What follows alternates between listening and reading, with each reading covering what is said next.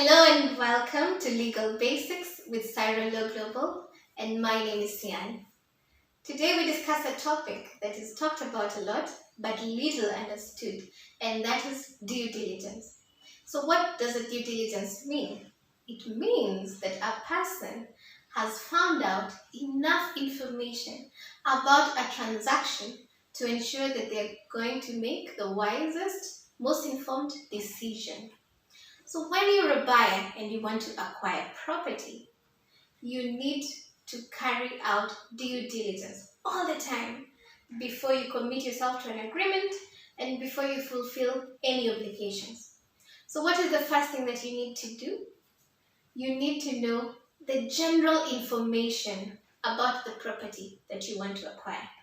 For instance, how do you know about this property? It could have been through an advertisement, it could have been through a broker, it could have been through the radio, it could have been through the newspaper. So one thing you need to know is that whenever there's a broker in the middle, especially if it is an informal transaction, some people will try to make a big deal out of a sale. So we're living in the age of information. How do you save yourself? So first of all, you need to know something casual, general about this property, about its location, about its size, about who is selling. Just by a simple Google of what is the price of an eighth of an acre in Isinya, you will be able to know the range, the price range. You will be able to know whether this particular place has issues.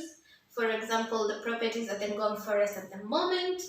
You will be able to know whether this particular person that is dealing has had unscrupulous deals before. Those things are very important just at the beginning of a transaction. Secondly, you have to do a search. How do you do a search? Well, when you start the process and you have communicated to your to-be seller that you intend to acquire a property, they should be able to furnish you with a copy of the title and a copy of their PIN. Now, with a copy of the title and the PIN, you can be able to carry out a search. A search is very, very, very important because under our laws, a document of title is not the conclusive proof of ownership. The conclusive proof of ownership is the register that is kept at the lands office. Now, when you carry out a search, then the government is able to go through their register and they're able to tell you exactly who owns the property, whether the property is encumbrances, whether it has been given for a loan, whether a caveat has been registered under it, and this is information that you would ordinarily not find out from a seller. Third, you have to carry out a survey. How is this done?